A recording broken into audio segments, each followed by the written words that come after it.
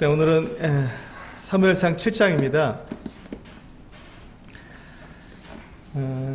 이제 사무엘상 7장에서 우리 이제 사무엘이 드디어 이제 이스라엘의 사사로서 또 제사장으로서 선지자로서 활동하는 본격적인 모습을 나타내주고 있습니다. 우리 사무엘상 7장의 제목은 하나님은 하나님의 마음을 아는 사람을 사용하신다 라는 제목으로 정해서 말씀을 드리도록 하겠습니다. 하나님은 하나님의 마음을 아는 사람을 사용하신다. 우리 손을 넣으시고 말라기 말씀을 한번 보실까요? 말라기 맨 마지막 장 마지막 절, 말라기 4장 6절 5절부터 보시면 더 좋을 것 같습니다. 말라기 4장 5절과 6절 말씀, 구역성경의 맨 마지막을 이렇게 마지막 말씀인데요. 말라기 4장 5절과 6절 같이 한번 읽어보겠습니다. 시작. 보라, 여호와의 크고 두려운 날이 이르기 전에 내가 선지자 엘리야를 너희에게 보내리니 그가 아버지의 마음을 자녀에게로 돌이키게 하고 자녀들의 마음을 그들의 아버지에게로 돌이키게 하리라. 돌이키지 아니하면 두렵건대 내가 와서 저주로 그 땅을 칠까 하노라 하시니라. 여기 보시면 엘리야 선지자가 땅에 와서 아버지의 마음을 자녀에게로 또 자녀들의 마음을 아버지에게로 돌이키게 하겠다고 말씀하셨습니다.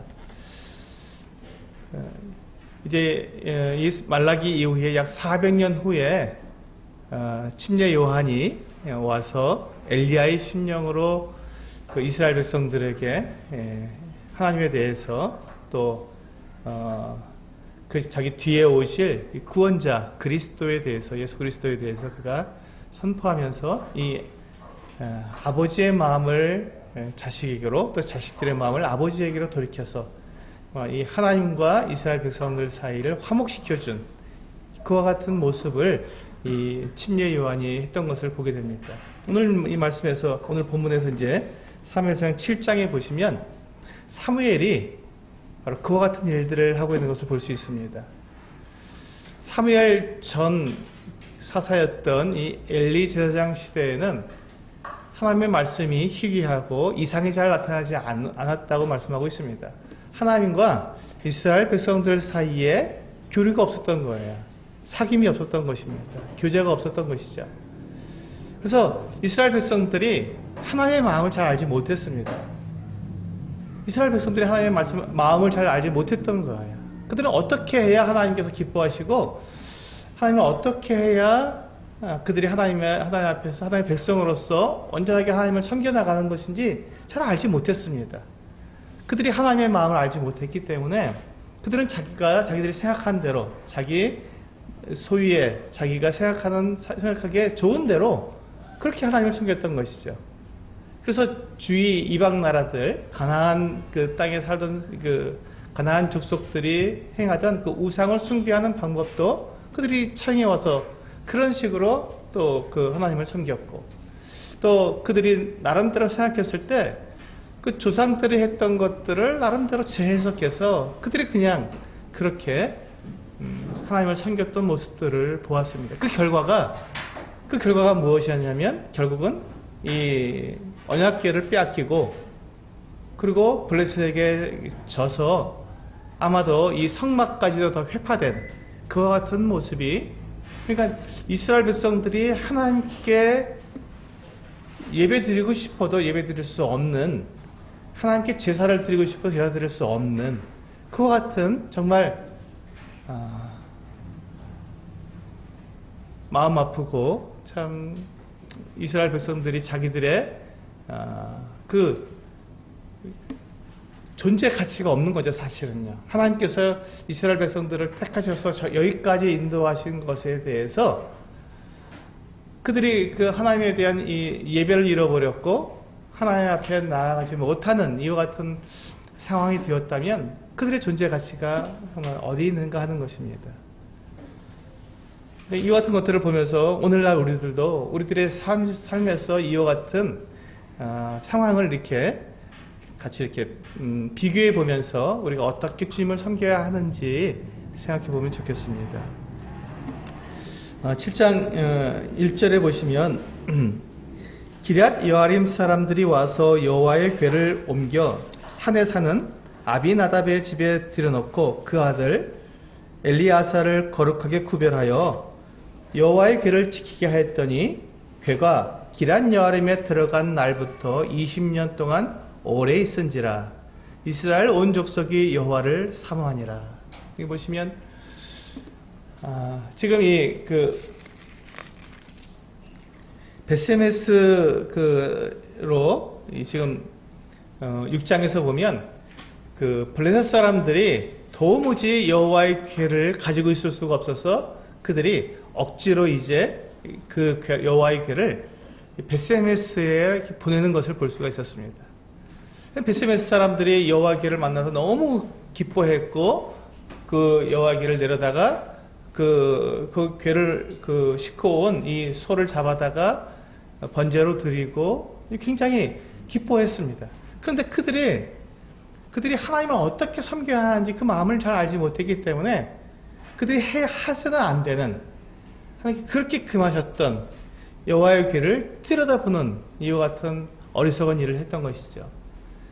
그러니까 하나님께서는 분명하게 이 베세메스 사람들이 여호와를 경외하고 하나님 앞에 합당하게 했을지라도 한 일부분은 그랬을지라도 다른 부분에서 분명하게 하나님께서 분명하게 금하신 일들을 그들이 했기 때문에 그들을 하나님께서 치실 수밖에 없었죠. 그래서 약 70명 정도가 그 자리에서 죽게 되었고 이와 같은 일로 인해서 베세메스 사람들이 너무나도 괴로워했고 두려워했고 힘들어했습니다. 그래서 이 베세메스 사람들이 여호와의 궤를 자기들이 모시지 못하고 기럇 여아림 사람들에게 통보를 해서 여호와의 궤가 올라왔으니 가져가라. 근데 기럇 여아림 사람들은 너무 기뻐서 그 여호와 궤를 매서 가지고 갔던 거예요. 그래서 산에 사는 사람들이었습니다. 이들은 그 언덕 위에 산에 사는 사람이었는데 거기서 아비나답의 집에 그 궤가 들어가게 됐고 아비나답은 그 아들 엘리아사를 거룩하게 구별해서 그가 여호와 궤를 지켰던 것을 볼 수 있습니다. 아마도 이들이 레위 지파 사람들이 아니었는가 생각이 듭니다. 그러니까 그렇게 여호와 궤를 그들이 모실 수 있었겠죠. 그런데 그 궤가 그 아비나답의 집에 들어가서 있은 지가 20년이나 지났다고 말씀하고 있습니다. 20년 동안 아무 일도 없었던 거예요. 그 베세메스 사람들에게는 그들에게 재앙이 되었지만 또 그 블레셋 사람들에게는 재앙이 되었지만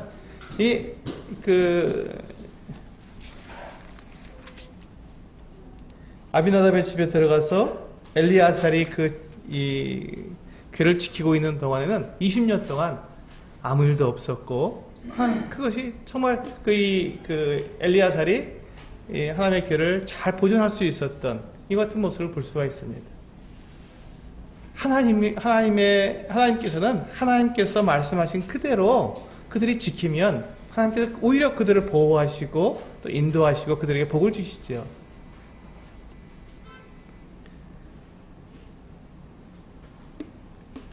우리 3절을 보시면 사무엘이 이스라엘 온 족속에게 말하여 이르되 만일 너희가 전심으로 여호와께 돌아오려거든 이방 신들과 아스타롯을 너희 중에서 제거하고 너희 마음을 여호와께로 향하여 그만을 섬기라. 그리하면 너희를 블레셋 사람의 손에서 건져내시리라. 사무엘이 이제 이스라엘 백성들에게 하나님의 마음을 전해주고 있습니다. 이스라엘 백성들이 하나님을 섬기는 그와 같은 백성들이었지만 그들의 삶에 알게 모르게 우상을 숭배하고 있었던 것이에요. 하나님과 우상을 겸하여 섬기고 있었던 것이죠. 사무엘은 그것을 알았습니다. 사무엘은 이스라엘 백성들의 문제가 무엇인지 정확하게 알았던 것이죠. 그 핵심을 알았던 것입니다. 다른 여러 가지 것들, 재물을 어떻게 드려라, 제사를 어떻게 드려라, 어떤 마음으로 해서 이게 중요한 것이 아니었습니다. 이스라엘 백성들이 하나님께 어떻게 제사를 드리는지, 제물로 무엇을 가지고 오는지가 중요한 것이 아니라 그들의 삶 속에 하나님의 마음을 알지 못하고 하나님의 마음을 기쁘시게 하지 못하는 그 원천적인 그와 같은 그들의 문제가 무엇인지를 사무엘은 분명히 알았던 것이죠.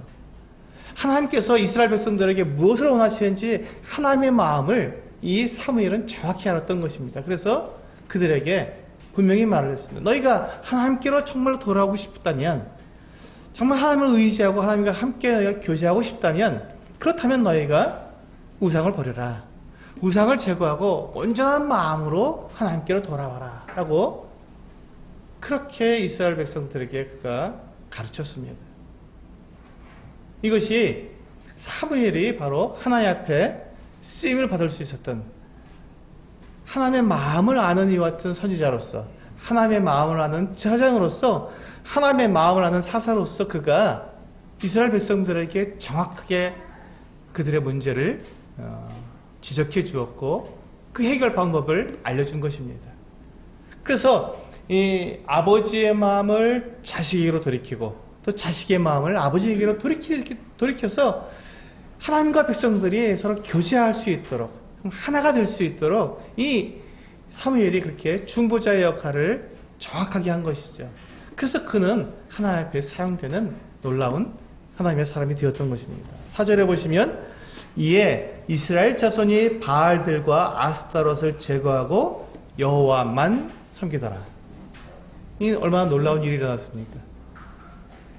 지금 이 이스라엘 백성들이 지금 40년 동안 엘리 제사장이 다스리는 동안에 하나님의 마음을 알지 못하고 그들이 계속해서 그들의 삶 가운데 하나님이 없이 자기들의 생각대로 자기들의 마음대로 살았던 이 이스라엘 백성들이 이제 이 사무엘이 그들에게 정확한 그들의 문제를 지적해 주었고 그들의 해결 방법을 이야기해 주었을 때 그들이 돌아왔던 것입니다. 이스라엘 백성들이 알았을 때, 그들이 무엇이 문제인지 정확히 알았을 때 그들은 돌이켰던 것이죠. 이것이 사무엘이 하나님께 쓰임받았던, 또한 사무엘로 인해서 이스라엘 백성들이 회복된 이 놀라운 일들이 일어나게 된 모습입니다. 오늘날 우리들에도 동일합니다. 우리들에게 우리가 하나님과 함께 교제하고 하나님과 함께 우리가 동행하는 삶을 살고자 한다면 우리에게 분명한 문제가 있을 것입니다. 우리가 하나님과 동행하기 위해서 먼저 우리가 해야 될 그 문제들, 그게 바로 죄죠. 죄의 문제를 우리가 먼저 해결하지 않고는 하나님과 동행할 수가 없습니다. 그래서 요한일서에 보면 너희 죄를 하나님께 자백하면 하나님께서 미쁘시고 의로우사 너희 죄를 다 용서하시고 우리를 깨끗하게 하신다고 약속해 주셨습니다. 그래서 우리가 죄의 문제가 우리에게 있을 때 하나님은 우리와 동행할 수가 없습니다. 우리가 세속적이고 또 우리가 거짓과 또 음란과 더러움과 욕심과 탐욕이 우리들 안에 있다면 결코 하나님과 동행할 수가 없습니다. 그래서 그것을 먼저 버리고 우리가 버리고 하나님께로 나아와서 하나님과 동행해야 하나님을 만나고 하나님과 교제할 수 있는 것입니다. 이렇게 이제 이스라엘 백성들이 바알과 아스타롯을 버리고 여호와만 섬기게 되었을 때 이 이스라엘 백성들에게 하나님께서 역사하시는 모습이 이 이후에 나오고 있지 않습니까? 분명하게 하나님께서 약속하신 그것을 하나님께서 지키시고 하나님께서 이스라엘 백성들을 결코 버리거나 떠나시지 않으시는 것이죠. 이스라엘 백성들이 하나님을 떠났지 하나님이 이스라엘 백성들을 떠난 것이 아닙니다. 우리도 마찬가지죠. 우리가 죄를 지으면 우리가 하나님을 떠나가는 것이지 하나님께서 우리를 버리거나 우리를 떠나가시지 않습니다. 언제든지 우리가 죄를 자백하고 죄를 버리면 하나님께서는 우리와 동행하시는 것이죠. 언제든지입니다. 언제든지. 그래서 보시면 이제 5절에 보시면 사무엘이 이르되 온 이스라엘은 미스바로 모이라 내가 너희를 위하여 여호와께 기도하리라 하며 그들이 미스바에 모여 물을 길어 여호와 앞에 붓고 그날 종일 금식하고 거기에서 이르되 우리가 여호와께 범죄하였나이다 하니라. 사무엘이 미스바에서 이스라엘 자손을 다스리니라. 얼마나 놀라운 모습이 우리에게 보여주고 있는지요. 참 감격이 됩니다. 정말 감격스러운 장면이죠. 보세요. 사무엘이 온 이스라엘을 미스바로 모았습니다. 근데 왜 미스바로 모았을까요? 실로로 모으지 않고 왜 미스바로 모았을까요? 실로가 정확하게 하나님께 제사 드릴 수 있는 성막의 기능이 다 회파되었기 때문에 실로에 모일 이유가 없었던 거예요. 오히려 미스바가 이스라엘 사람들이 모이기에 좋은 더 중심 지역이었기 때문에 미스바로 모이라고 했던 것입니다. 더 이상 실로가 자기 역할을 하지 못했기 때문에 누구 때문에 실로가 이렇게 폐파되었죠? 엘리 제사장과 홈리와 비나스 때문에 그랬습니다. 그들이 하나님께 버림받을 때 실로 역시도 폐파되었고 하나님으로부터 그들이 떨어져 나가게 된 것이죠. 그래서 이제 이 사무엘은 미스바를 중심으로 해서 이스라엘 백성들을 다스리기 시작했습니다. 미스바에서 이스라엘 백성들을 모았고 미스바에서 그들을 위해서 기도하겠다고 말을 했습니다. 이 기도가 무엇입니까? 하나님과 이스라엘 백성들을 서로 연결해주는 중보의 기도를 하겠다는 것이죠. 이스라엘 백성들이 지금까지 하나님과 교제하지 못했고 하나님을 온전히 섬기지 못했고 하나님으로부터 떨어져서 그들이 하나님을 경험하지 못한 그 같은 백성으로서 여태까지 살아왔는데 이제 그 이스라엘을 회복시켜서 하나님과 교제하게 하고 정말 하나님의 백성으로서 하나님의 제사장 나라로서 그들이 다시금 회복될 수 있도록 기도하겠다고 그 사무엘이 이스라엘 백성들을 모은 것입니다. 얼마나 아름다운 모습입니까? 정말 중요한 부분이죠. 이 사무엘이 바로 그렇게 했을 때 이스라엘 백성들이 정말로 미스바에 다 모였어요. 다 미스바로 올라왔습니다.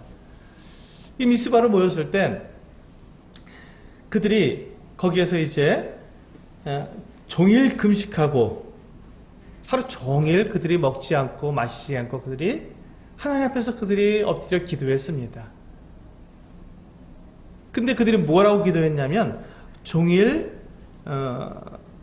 금식하고 거기에서 이르되 뭐라고 기도했냐면요. 우리가 여호와께 범죄하였나이다. 우리가 여호와께 범죄하였나이다.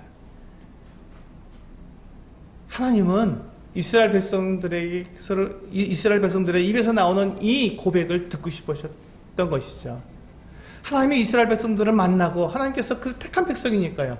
그들과 교제하고 싶고 그들에게서 역사에서 그들을 이 이방 나라들 가나안 족속들로부터 그들이 승리하고 하나님의 영광을 드러내는 그 같은 백성으로 그들이 존재하기를 하나님께 더 원하셨는데 그들이 하나님께 나올 수 없었던 것은 그 같은 일들이 일어날 수 없었던 것은 이스라엘 백성들이 이와 같은 고백을 하지 않았기 때문에 그렇습니다.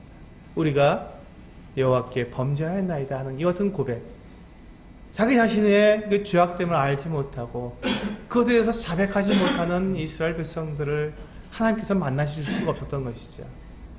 바로 이때 이 사무엘이 이스라엘 백성들의 마음을 하나님께로 향하도록 그렇게 인도해 주었던 것입니다. 그때 이스라엘 백성들이 하나님을 바라보게 되었을 때 그들의 죄악됨을 알았고 그래서 그들은 하루 종일 금식하면서 하나님께 우리가 여호와께 범죄하였나이다 하고 그들을 고백하게 되었고 그들의 이 죄악됨을 그들이 스스로 드러나게 되었을 때 하나님께서는 그들의 죄악을 용서해 주시고 깨끗하게 해 주셨습니다. 그게 이제 그런 모습들이 나오게 되죠. 그 다음에 이제 7절에 보시면 이스라엘 자손이 미스바에 모였다 함을 블레셋 사람들이 듣고 그들의 방백들이 이스라엘을 치러 올라온지라. 이스라엘 자손들이 듣고 블레셋 사람들을 두려워하여 이스라엘 자손이 사무엘에게 이르되 당신은 우리를 위하여 우리 하나님 여호와께 쉬지 말고 부르시죠. 우리를 블레셋 사람들의 손에서 구원하시게 하소서 하니. 이제 이 블레셋 사람들, 이제 이 사무엘과 이스라엘 백성들이 이제 드디어 시험을 당합니다. 그들이 하나님께로 향하게 되었을 때 사단은 가만두지 않죠. 블레셋 이 사람들이 미스바에 모였다? 전쟁하려고 모였나? 하는 생각을 가지고 그들이 군사를 일으켜서 이스라엘 백성들을 그들이 전열을 갖추기 전에 조기에 그냥 막 공격해서 또 그들이 승리를 거두려고 부지런히 올라왔습니다. 이 이스라엘 백성들이 지금까지 블레셋과 싸워서 한 번도 이긴 적이 없었습니다. 사사기 16장에 보면 블레셋을 이긴 장면이 나오는데 그게 어떤 장면이었냐면 이 삼손이라고 하는 사사가 그가 머리카락을 다 잘린 상태에서 이 블레셋 사람들에게 붙잡혀 갔다가 가서 놀이객감이 됐다가 거기에서 하나님께 그가 회개하고 돌이켜서 하나님이여 이번만 나에게 힘을 주셔서 이번만 나를 도와주셔서 내가 이 블레셋 사람들을 죽이도록 그렇게 나를 도와주소서 하고 블레셋 사람들이 잔치를 벌이는 그 집의 기둥을 무너뜨려서 블레셋 사람들을 몰살시켰던 이게 이스라엘 백성들이 블레셋과 전쟁에서 이긴 마지막 장면이었습니다. 그 이후로 얼마나 많은 시간이 지난지는 잘 모르겠습니다. 근데 그 이후로 최소한 엘리가 다스렸던 40년 동안은 한 번도 이겨본 적이 없는 거예요. 블레셋과 싸워서 늘 당했습니다. 그리고 지금 마지막 전투가 아벡에서 싸웠던 전투입니다. 그때 언약궤를 빼앗기고 홈리와 비나스가 죽고 그 소식 때문에 이 엘리 제사장도 죽게 되는 이와 같은 끔찍한 일이 정말 무서운 일이 있었던 것이죠. 그런데 그 정말 한 번도 이겨보지 못한 이 블레셋이 다시 공격하러 왔다고 하는 이야기를 들었을 때 이스라엘 백성들은 두렵고 떨렸던 것입니다. 정말 무섭죠. 우리가 어떻게 블레셋 군사들과 싸워서 이길 수 있을까? 그들은 두려웠습니다. 그래서 그들은 뭐라고 말했나요? 사무엘에게 그들은 매달렸습니다. 사무엘에게 이제 당신은 지금부터 쉬지 않고 기도해서 하나님께 기도해서 우리로 하여금 저 블레셋을 이길 수 있도록 도와달라고 이렇게 그들이 사무엘에게 요청을 했고 그들이 하나님을 드디어 이제 인식하기 시작했습니다. 하나님이 행하시면 이길 수 있다. 우리는 그런 경험이 없지만 사무엘 당신이 보니까 정말 하나님의 마음을 우리에게 알게 해주셨고 우리가 하나님을 섬길 수 있도록 여기까지 인도해 주셨을 때 이제 드디어 이 블레셋과 또 싸우게 되었으니 이번만은 이기게 해달라고 이스라엘 백성들이 사무엘에게 요청한 것입니다. 그러자 사무엘이 어떻게 했습니까? 9절에 보시면 사무엘이 젖 먹는 어린 양 하나를 가져다가 온전한 번제를 여호와께 드리고 이스라엘을 위하여 여호와께 부르짖음에 여호와께서 응답하셨더라. 아주 놀라운 장면이 일어났습니다. 사무엘은 그 장군이 아니었습니다. 사무엘은 그 삼손이나 뭐 입다나 이런 사람들처럼 아주 싸움을 잘하는 것 같은 사람이 아니었습니다. 사무엘은 선지자였어요. 그는 사사였습니다. 그리고 제사장이었어요. 그는 칼을 들고 나가서 싸우는 사람이 아니었습니다. 그가 할 수 있는 일은 딱 한 가지밖에 없어요. 그가 사사로서 또 그가 이 전쟁에 능한 장수가 아니었기 때문에 그가 할 수 있는 일은 이스라엘 백성들이 이 블레셋과 싸워서 이길 수 있도록 그가 할 수 있는 일은 딱 한 가지밖에 없었습니다. 하나님께 의탁하는 일밖에 없었습니다. 하나님께서 우리를 위해서 싸워주시면 우리가 이길 수 있습니다. 이것을 믿고 하나님 앞에서 그가 하나님을 의지했던 것이죠. 근데 이때 사무엘이 어떻게 했습니까? 무엇을 가지고 하나님께 나아갔습니까? 네, 어린 양 하나를 가지고 나갔습니다. 어린 양 하나를 가지고. 이 전쟁에 나가는데 이 큰 전쟁에서 지금 승리를 하고 싶어서 하나님께 나아가는데 이 예물을 아주 그냥 아직도 젖을 먹고 있는 아주 정말 어린 양 한 마리를 가지고 와서 하나님께 드린 것입니다. 전쟁에 나가려면 최소한 예물을 정말 화려하고 뽁짝지근하게 하나님께 드려서 전쟁에 이겨도 시원찮을 텐데 사무엘은 그렇게 하지 않았습니다. 사무엘은 어떤 예물도 하나님께서 받으시지 않고 하나님께서 원하시는 제물은 이 어린 양의 그 피의 제사라는 것을 사무엘은 분명히 알고 있었기 때문에 화려하거나 뭐 엄청난 이와 같은 그 같은 제사를 드린 것이 아니라 하나님의 마음에 합한 온전한 이 번제를 드린 것이죠. 이 어린 양 한 마리를 가지고 하나님께 나와서 하나님께서 우리에게 말씀하신 이 제사를 하나님께 온전히 드리겠습니다. 이 어린 양을 온전히 다 하나님께 번제로 드리겠습니다. 이것을 받아주시고 우리를 긍휼히 여겨 주시며 하나님께서 약속하신 대로 이 피가 우리의 죄를 용서해 주셔서 우리로 하여금 하나님의 백성인 것을 이 블레셋 사람들이 알도록 그렇게 도와달라고 사무엘은 기도했던 것이죠. 하나님께서 뭐가 부족해서 뭐 큰 예물을 받아야 되고 많은 예물을 받아야만 이스라엘 백성들을 도우시는 것이 아니지 않습니까? 하나님께서 이스라엘 백성들에게 또 우리에게 말씀하신 그 분명한 하나님께서 원하시는 하나님의 그 마음을 우리가 알고 그 마음에 합한 대로 우리가 하나님께 나왔을 때 바로 그 모습을 가지고 그것을 가지고 하나님께서 기뻐하시며 하나님께서 동행해 주시는 것입니다. 사무엘이 그렇게 이 어린 양 한 마리를 온전한 번제로 하나님께 드렸을 때 놀라운 것은 하나님께서 응답하셨더라라고 되어 있다는 것입니다. 하나님께서 이 사무엘의 제사를 받으셨어요. 이것이 우리에게 필요합니다.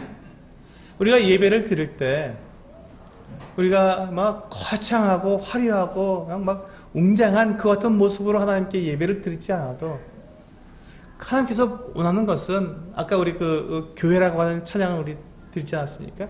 세상이 알아주는 것이 아니라 주님께서 우리 알아주고 사람이 많이 모이는 것이 아니라 우리가 주님께서 우리를 알아주시며 사랑이 넘치는 게 아니라 사랑이 넘치는 그 어떤 교회로 우리가 모여서 하나님을 예배하게 될 때 하나님은 그 예배를 기뻐하시고 흠양하시고 응답해 주신다는 것이죠. 우리가 동행해 주신다는 것입니다. 그것이 살아있는 교회 아니겠습니까? 그것이 살아있는 교회라고 저는 믿습니다. 그래서 지금 이 사무엘이 그와 같이 온전한 예배를 어린 양 한 마리로 드린 다음에 이제 10절에 보시면 사무엘이 번제를 드릴 때 블레셋 사람이 이스라엘과 싸우려고 가까이 오매 그날에 여호와께서 블레셋 사람에게 큰 우레를 발하여 그들을 어지럽게 하시니 그들이 이스라엘 앞에 패한지라. 이스라엘 사람들이 미스바에서 나가서 블레셋 사람들을 추격하여 뱃갈 아래에 이르기까지 쳤더라. 얼마나 놀라운 영광스러운 장면입니까? 이스라엘 백성들이 지금 그 블레셋 사람들을 쳐서 공격해서 그들을 추격해서 뱃갈 아래까지 내려가서 그들을 칠 때 그들이 얼마나 흥분됐겠어요. 와, 우리가 블레셋을 우리가 이기고 있어. 블레셋이 우리 앞에 도망하고 있어. 그 정말 천하무적이었던 이 블레셋 사람들이 우리 앞에서 도망치고 있다니까. 우리 가서 이들을 완전히 다 진멸하자 하고 그들이 얼마나 힘을 냈으며 얼마나 정말 용감하고 뜨겁게 그 같은 전쟁을 치렀을까요? 어마어마했을 것입니다. 어마어마했을 것입니다. 이 같은 모습, 이것이 어떻게 이루어지게 됐냐면 이 사무엘이 하나님의 마음을 이스라엘 백성들에게 정확히 알려주었고 그들이 우상을 버리고 하나님께로 돌아오며 자신들의 죄악됨을 하나님께 자백하게 되었을 때 그때 비로소 하나님과 이스라엘 백성들이 하나가 되었고 이스라엘 백성들은 이제 드디어 다시금 그들의 원래 모습으로 하나님의 제사장 백성으로 그들이 돌아오게 되었고 하나님은 그들을 보호하시고 인도하시고 그들을 위해서 앞서 싸우시는 그 같은 하나님이 되셨던 것입니다. 하나님께서 지금 블레셋 군사들이 올라오게 될 때 그들 앞에서 우레를 바라셨습니다. 천둥이 치고 번개가 치고 얼마나 놀랬겠어요. 이 블레셋 사람들이 얼마나 놀랬겠습니까? 그들 앞에서 막 천둥 번개가 치면 얼마나 두려웠겠습니까? 이 군사들이 전쟁에 나아갈 때 이 대열이 흐트러지면 끝나는 것입니다. 대호가 흐트러지면 줄을 탁탁탁 맞춰서 아주 그냥 전혀 빈틈없이 진격해야 전쟁에서 이기는 건데 그들이 대열이 흐트러지는 순간 그들은 패할 수밖에 없는 것이죠. 근데 그들이 이 이스라엘 백성들을 향해서 그들이 전쟁하려고 왔을 때 하늘에서 그렇게 막 천둥이 치고 그들 앞에서 혼란스럽게 하니 이들이 혼비박산이 될 수밖에 없었죠. 대우를 맞출 수가 없습니다. 전쟁할 수가 없는 거예요. 얼마나 쉬운 방법입니까? 하나님께서 이스라엘 백성들 앞에서 대신 싸워주시는 방법이 너무 쉬운 방법이에요. 하늘에서 그냥 우레만 치기만 하면 끝나는 거였어요. 이 쉬운 방법이 있었는데 여태까지 이스라엘은 블레셋을 한 번도 이겨보지 못했던 것이죠. 왜? 하나님의 마음을 몰랐기 때문에 그렇습니다. 하나님의 마음과 멀어지고 하나님부터 그들이 떠나 있었기 때문에 하나님께서는 이렇게 쉽게 이스라엘 백성들에게 승리를 주실 수 있었음에도 불구하고 그들은 그렇게 계속해서 패했고 언약 기회를 빼앗기는 이 어떤 수모도 겪게 되었던 것이죠. 이제 어떻습니까?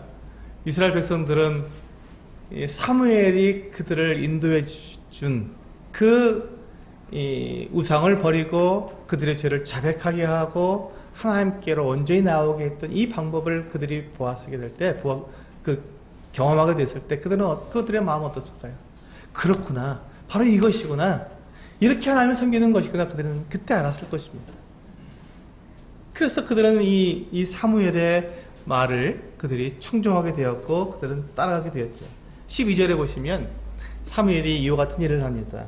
사무엘이 돌을 취하여 미스바와 센 사이에 세워 이르되 여호와께서 여기까지 우리를 도우셨다 하고 그 이름을 에벤에셀이라 하니라. 에벤에셀은 도움의 돌이란 뜻입니다. 도움의 돌.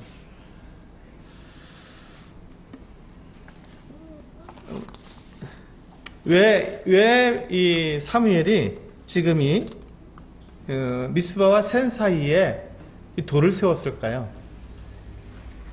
왜?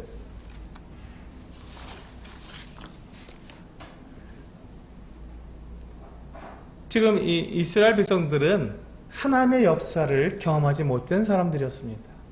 오랜 동안 최소한 엘리 제사장이 40년 동안 다스렸으니까 40년 동안 하나님의 그 역사를 보지 못했던 사람들이 한 세대지 않습니까? 40년이면 한 세대가 지나는 동안에 하나님의 역사를 그들이 보지 못했습니다. 그들은 들었죠. 저 길갈에 이 요단강을 건너서 세워놓은 이 돌이 있다. 그건 하나님께서 이 요단강을 건널 때 우리 이스라엘 조상들이 요단강을 건널 때 요단강 물을 마르게 해서 우리 조상들이 건넌 거다라는 것을 들었습니다. 근데 그들은 그 돌을 보지만 뭐 옛날엔 그랬겠지만 우리는 하나님이 어떻게 하시는지 몰라 이렇게 말을 했었을 것입니다. 그렇게 말했었어요. 그런데 지금 그들의 조상들이 경험했던 그 하나님을 지금 이스라엘 백성들이 지금 그 당대에 자기들이 지금 직접 경험하고 있잖아요. 얼마나 놀라운 일입니까? 그렇구나. 하나님은 살아계시고 하나님은 역사하시고 그분은 능력 있으신 분이시구나. 우리와 함께 하시는 거구나. 그래서 그것을 기념하기 위해서 미스바와 센 사이에 돌을 세워놓고 하나님께서 여기까지 우리를 도우셨다. 보아라. 하나님의 도움이 여기 있다. 하나님 살아계시다. 하나님은 우리와 함께 하시는 분이시고 우리 조상들이 하신 것처럼 홍해물을 가르시고 요단강을 가르셨다는 것이 우리는 시사처럼 들리고 동화이야기처럼 들리겠지만 아니지 않느냐. 그 하나님이 우리하고도 함께 하시지 않으셨느냐. 보아라 하고 미스바와 센 사이에 에벤에서를 세워놓은 것이죠. 그렇습니다. 이제 사무엘은 지금 그 당대에 그것을 경험한 이 이스라엘 백성들뿐만 아니라 그들의 자식들에게까지도 분명하다. 너희 아버지 때 이와 같은 일이 있었다라고 분명하게 이야기해 주기 위해서 그 돌을 세워서 기념비를 세웠던 것이죠. 이것이 예배입니다. 이것이 예배입니다. 우리 한번 여호수아서 4장 20절 말씀을 보실까요? 제가 말씀드렸던 그 요단강물을 가르게 한 장면이죠. 여호수아서 4장 20절입니다.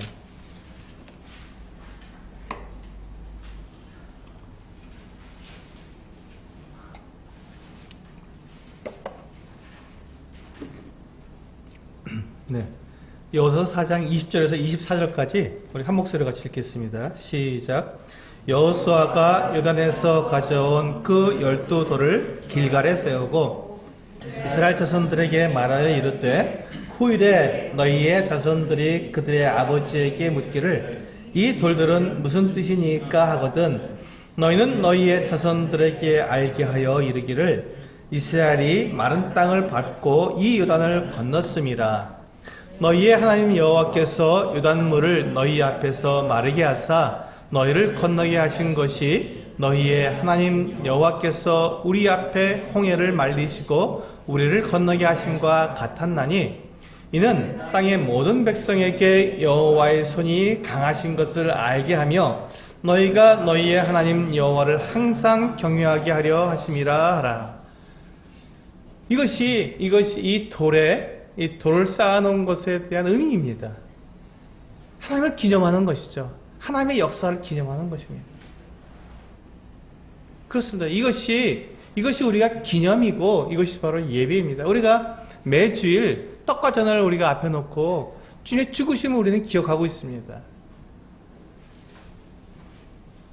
우리가 그렇게 떡과 전을 앞에 놓고 우리가 주님의 죽으심을 기억하는 그 우리가 예배를 드릴 때 어쩌면 우리는 그것을 그냥 만약에 지금 그 엘리 시대에 살았던 이 이스라엘 백성들처럼 길가라에 있는 그 돌무더기 12개의 돌을 보면서도 뭐 그랬겠지 라고 생각하는 그 같은 마음으로. 근데 하나님이 지금 어디 계셔? 하나님 우리와 함께하고 있지 않잖아. 하나님은 없어라고 말할 정도까지 그들이 갔던 그 어떤 모습을 우리가 생각해 본다면 우리가 매주일 예배를 드리고 또 우리 아이들이 함께 그 떡과 잔을 바라보고 있을 때 우리가 부모인 우리가 그 예배를 드릴 때 우리가 하나님을 경험하지 못하고 매일의 삶 속에서 하나님과 동행하지 못한 채로 그냥 이 길가라에 있는 이 12개의 돌처럼 옛날엔 그런 일이 있었었지 라고 우리가 그런 마음으로 주님께서 우리를 위해서 돌아가셨지. 그래 우리에게 우리를 위해서 피를 흘리셔서 우리 죄를 용서해 주셨겠지. 이런 마음으로 우리가 예배를 드린다면 그렇다면 우리의 자녀들은 예배를 모를 것입니다. 하나님을 모를 것입니다. 홈리와 비나스처럼 하나님을 멸시하고 하나님의 제사를 멸시하는 그 같은 자녀들이 일어나게 될 것입니다. 우리가 하나님 앞에 이 만찬 예배를 우리가 드리게 될 때 우리의 매일의 삶 속에서 우리가 하나님을 경험하지 못한 채 그렇게 메마른 심령으로 하나님 없는 그 같은 심령으로 나와서 그냥 그렇게 예배를 드린다면 우리뿐만 아니라 우리 자녀들도 또 그 대를 이어서 또 다음 세대로 넘어가게 된다면 정말 하나님을 떠나버리는 그와 같은 일들도 일어날 수 있다는 것입니다. 그래서 우리가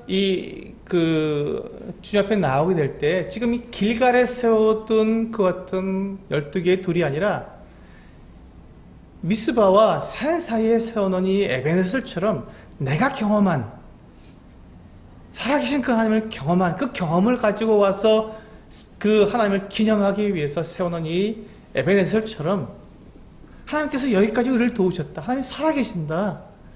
나는 그 하나님을 내가 경험했기 때문에 오늘 떡과 잔을 뗄 때는 내가 주님의 그 죽으심 맞다. 주님의 그 피 흘리심 그렇다. 나의 모든 죄를 용서해 주신 걸 내가 이 한 주 동안 내가 경험했다. 내 아들아 내 딸아 나는 이 하나님이 살아계신 걸 분명히 믿고 난 그것을 경험하며 그분을 내가 예배한다. 너희도 그렇게 했으면 좋겠다 하는 마음으로 내 예배를 드린다면 우리의 아이들이 우리의 자녀들이 우리와 같은 정말 하나님을 예배하고 하나님을 경험하며 그들도 그와 같은 이 하나님을 예배하는 그 자리가 그 시간이 너무 더 행복하고 정말 영광스러운 그 어떤 시간이며 자리라는 것을 아이들도 알게 될 것입니다.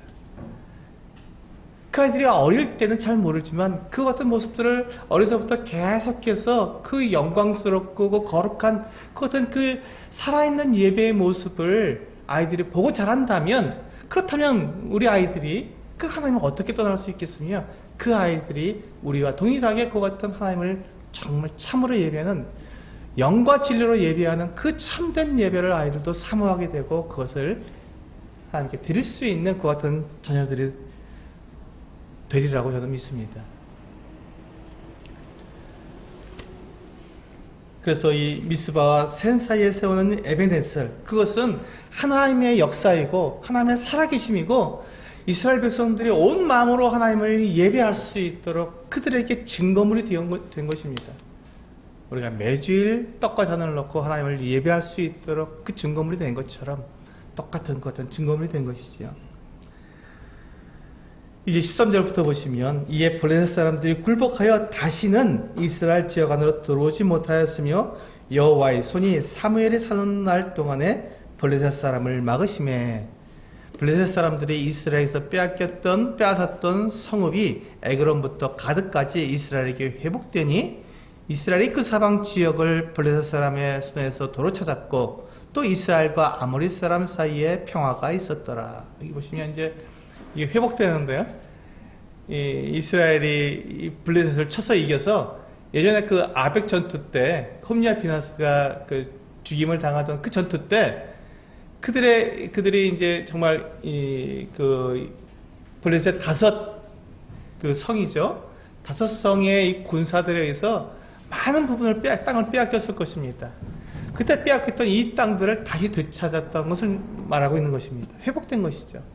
지금 이 가드나 뭐 에그론이나 아스글론이나 이렇게 이제 뭐 가사나 이렇게 블레셋의 5성을 다 빼앗았다는 것이 아니라 거기는 그들의 그 중요한 성이기 때문에 절대 안 뺏기죠. 그것을 빼앗은 것은 아닙니다. 근데 그 성이 빼앗아서 이렇게 다스렸던 그 지역을 다시 원래 이스라엘이 차지하고 있었던 그 지역을 다시 회복했다고 말씀하고 있는 것입니다. 그렇습니다. 하나님께서 역사하실 때 이와 같이 회복이 일어나는 것입니다. 잃었던 것을 찾아오는 것이고 하나님께서 이스라엘과 함께 하시는 이와 같은 모습들이 보여지는 것이죠.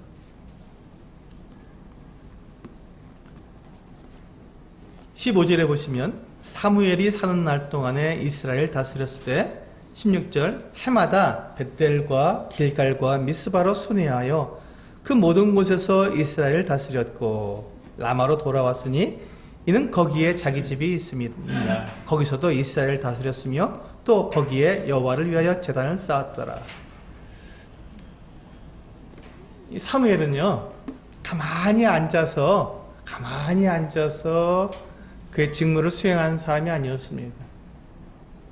엘리는 그 실로에 있는 여호와의 전 옆에 앉아서 거기서 다스렸습니다. 움직이지 않았습니다.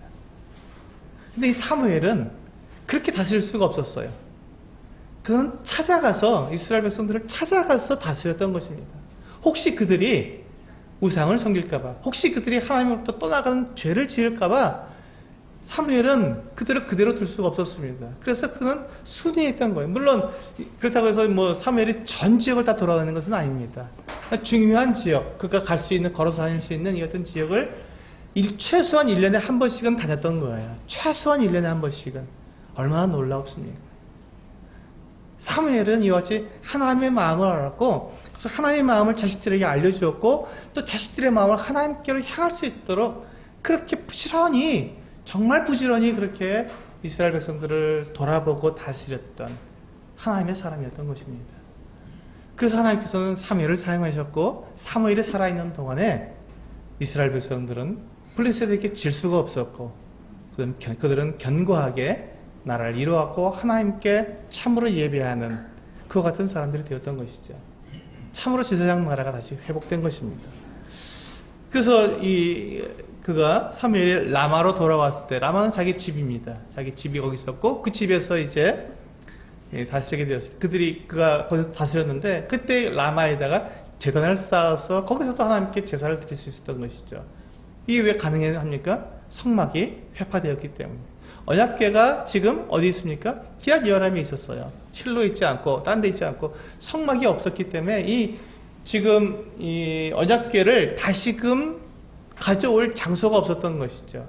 몇 년 동안이요? 20년 동안이나. 그리고 다윗 때 다윗이 겨우 그것을 다윗성으로 다시 가져오게 되었고, 그리고 그가 여호와를 하나님을 위해서 성전을 짓고 싶었지만 성전을 짓지 못하고 솔로몬이 지었던 것이죠. 솔로몬이 성전을 지을 수 있었던 이유가 뭐냐면 성막이 없었기 때문에. 성막을 다시 회복해야 됐기 때문에 이제는 성막이 필요 없으니까 성전을 짓게 된 것이죠. 그래서 이 사무엘은 비록 이 성막의 기능이 다 지금 제 기능을 하지 못하기 때문에 그래도 어쨌든 간에 이스라엘 백성들이 하나님 앞에 나와서 제사를 드리도록 해야 되기 때문에 그는 라마에 있는 자기 집 옆에 제단을 쌓아놓고 거기에서 하나님께 제사를 드렸던 것입니다. 이스라엘 백성들을 위해서 그들의 죄를 용서받아야 했기 때문에 최소한 그와 같은 일을 이 사무엘은 했던 것이죠.